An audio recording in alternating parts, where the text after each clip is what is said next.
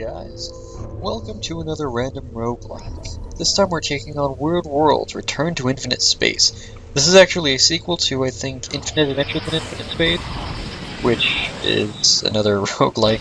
But this is a hybrid roguelike. It's more of a... I guess it's kind of a sci-fi thing. And you get a lot of options when you start out. You can pick a ship between the Science Vessel, Pirate Corvette, and the Terran Frigate. You can pick your map size, nebula mass, enemy strength. And I think for the first time we're going to pick the Science Vessel because it's basically the easiest vehicle. You get a little radar equipped, and that's really helpful. We're going to go small map, small nebula, and less enemy strength. Each of these vehicles kind of get harder as you go along. Like all of these affect the difficulty. The map size, you'll have a lot bigger maps mean longer missions, and so on. We can randomize the names, I believe, if we, I'll just go ahead and cancel, start again. Fog and the Osiris. That could work. And I'll enable the tutorial for this run through. It's been a while since I did this. So, Major Brass greets you with a firm handshake. On his desk is a plastic folio labeled Fog. You can only guess about its contents. Your groundbreaking work has impressed the Research Division, Fog. Funding for your science mission has been approved. You will begin your voyage here at the Haven Station. You will leave the Glory system and explore Sector Prime. Your mission will last 10 years. Remember, you must return to this system before 4600 or your grant will be revoked and you'll be personally fined. Your primary directive is to catalog hitherto unknown alien life forms. Capture as many as you can and bring them back with you. If you do, you will be awarded additional grant money. Your secondary goal is to catalog new worlds and other intersecting deep space phenomena so that our star maps can be updated with more useful information. You have 48 hours to prepare for your duty. I suggest you get going. You'll want to familiarize yourself with the Osiris and her crew. Best of luck to you on your way. That is all, Captain Fog. So yeah, this is a very much an exploration mission. So the Glory system is where we start. The Hope is our home world.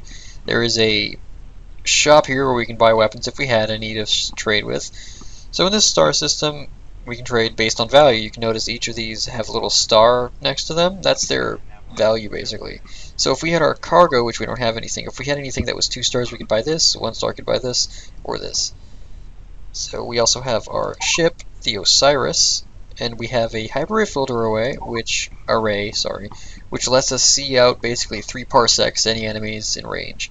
We've got a Neptunium railgun, which shoots things, basically. We've got an electron matrix shield, which affords adequate protection, I guess. We've got a hydrogen fusion drive, which lets us move 12 times the speed of light.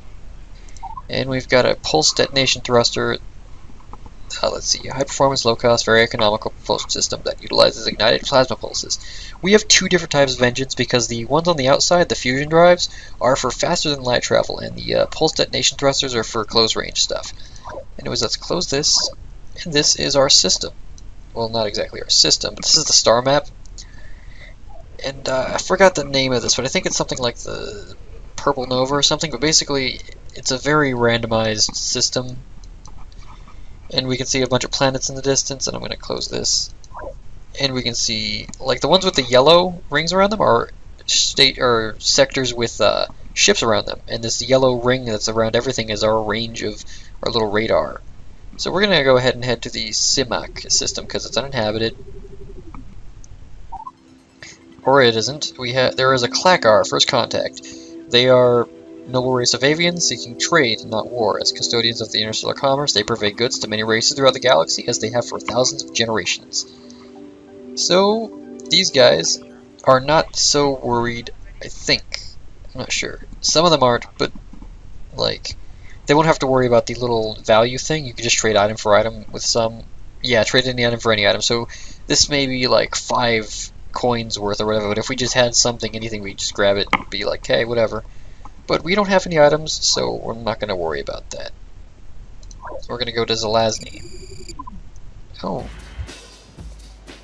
Rogue freebooters are Terran space pirates, ruthless corsairs who acquire saleable booty through less than scrupulous means.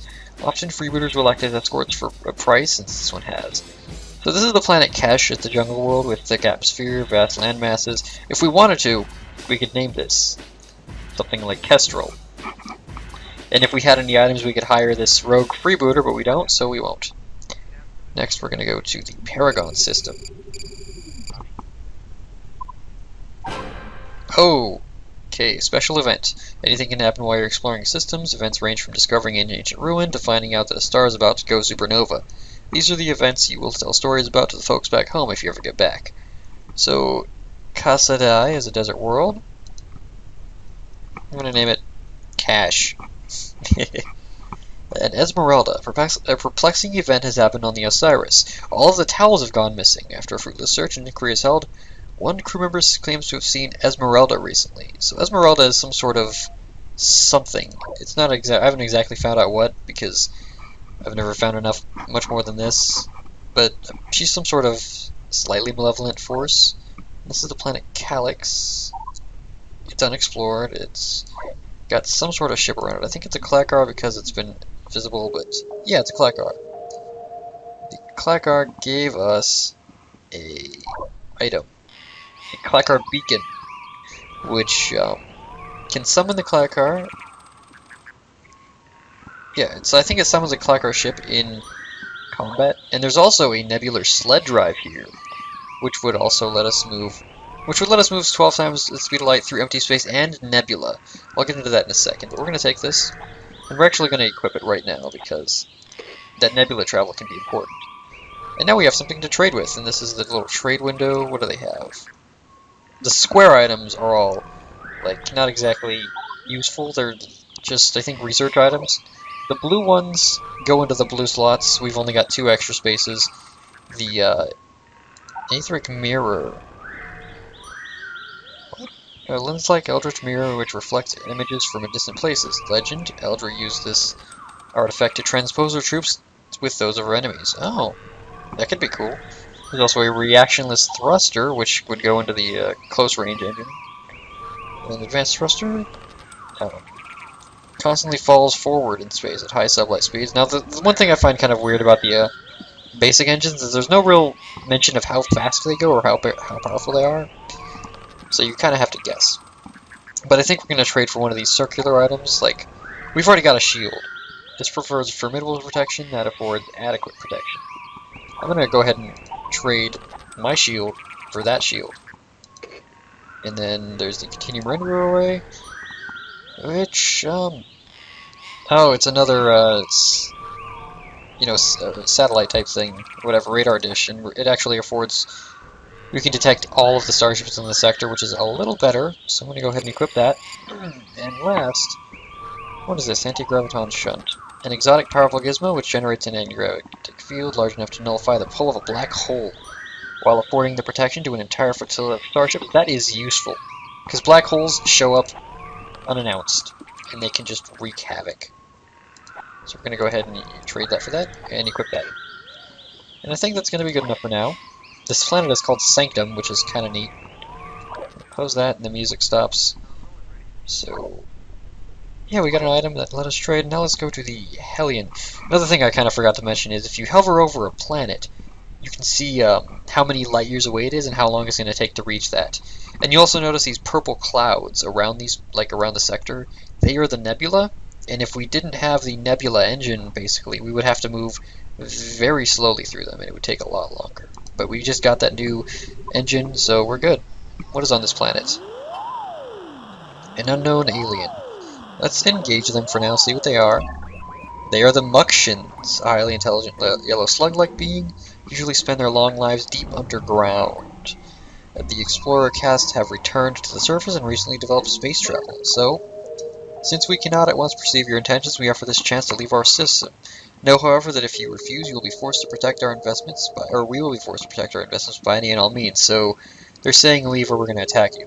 So let's leave.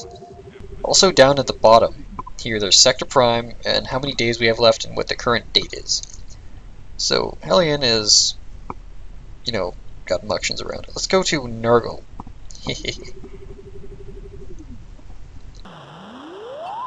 Unknown. The Zorg. That was on the title screen. A diminutive biped with oversized, hairless head, physically weak, Zorg possesses bizarre mental capabilities. A helmsman can fold space by rubbing its head with a charged iridium cranial wax. The star system is haven to enlightened entities, spiritual prosperity, and peace. Continue on your course, convince us of ill intent, and we will defend our sanctum with force. So, they're also saying, go away, or we'll attack you. And we aren't exactly well equipped. So, we just got a message from the Major Brass. We've reached the halfway point for the mission. We hope your tour of duty has been challenged thus far. Convey our best wishes to all aboard. Such bravery is commendable. Brass out. Okay, let's go to Belushi. And yeah, it's Muctions. So let's see what they have to say. Same thing they said earlier. Go away, but it actually sends us to the nearest system. And okay, we're back at if we wanted to, we could hire them probably with the beacon, but I don't want to. So I'm not going to. Let's go to the Zibliganubi. I didn't even try it. Zubelnubi. Oh, a jumbo shrimp. Okay, so this is the planet Oh, isn't that the city that Cthulhu is in Lovecraftian stuff or whatever? Marine worlds possess aquatic environments, lesser continent, K-islands, and vast coral reefs teeming with all and of course, in Rillier, we find jumbo shrimp, multi-legged crustacean, so gigantic we can't take a picture of the whole thing. It's impractical to capture, wouldn't fit in the cargo hold anyways. So we've got a little discovery, at least. Also, there's a button up here that speeds up, that lets us like skip a couple days if we wanted to, but that doesn't seem useful to me. Okay, so how long is it going to take to get back to glory? 466 days, okay. That's important to point out, because if you go over the time limit, you actually lose points. Let's go to the Ember system next. And we found a temporal flux shield. A powerful energy field that surrounds a starship with an anti-time flux. It affords optimum shield protection in deep space. The flux field expands and shields an entire flotilla in the event of a nova. That is what I will call useful. And I think it replaces our current shield. This planet is Jacaranda, it's a jungle world, whatever. Going to Amber. From Ember to Amber. Okay, we have 2 years to complete the mission, so we should start heading home. Zorg. Let's avoid them. Okay, now I'm kind of worried. How many... Okay, it's going to take 487 days to go straight there, so let's go ahead and just head for it. Because we're pretty much at 39 days. We could do just for the hell of it if we wanted to, but I'm not going to. I was going to think we could trade a little bit, but nah. How long is it going to take to get to Simak? 285. Okay, so it might be a good idea to... Okay, time stopped at 0 days, and we're going to retire. So, you arrive at Haven Station in orbit around Hope. Major Brass and his staff greet you with cheers. The Space Bureau Administrator tallies costs versus profits of your voyage. The Administrator nods. Brass breathes a sigh of relief and hands you a credit chip. Your compensation is 2,613 Starbucks. Grateful you accept your mission pay and assume a new lifestyle as an asteroid prospector, a position with more appropriate to your experience, status, and wealth. Thus ends your strange adventure among the weird worlds of infinite space. So mission breakdown. Ships 281, exploration, we got paid 2502, 140 for diplomacy, 397 for artifacts, 793 for technology, and we had a cost of 1500, so our payout was 2613. So, Captain Osiris returned to Hope on time, for the first time for the small ship. So, I've actually played a little bit of this. I've played a lot of this. Yeah. You can actually, the high scores are dependent on your map size, but you can pick whatever ship you want. I just went with the easiest track because it would be pretty quick. And yeah, that was a weird world adventure in infinite space. That is really loud. I'm sorry. Let's just do that. So, yeah. I hope you guys enjoyed that. That was another random roguelike. And as always, if you have any suggestions for a roguelike, go ahead and put them down. If you want me to play another one again, go ahead and tell me. See you guys.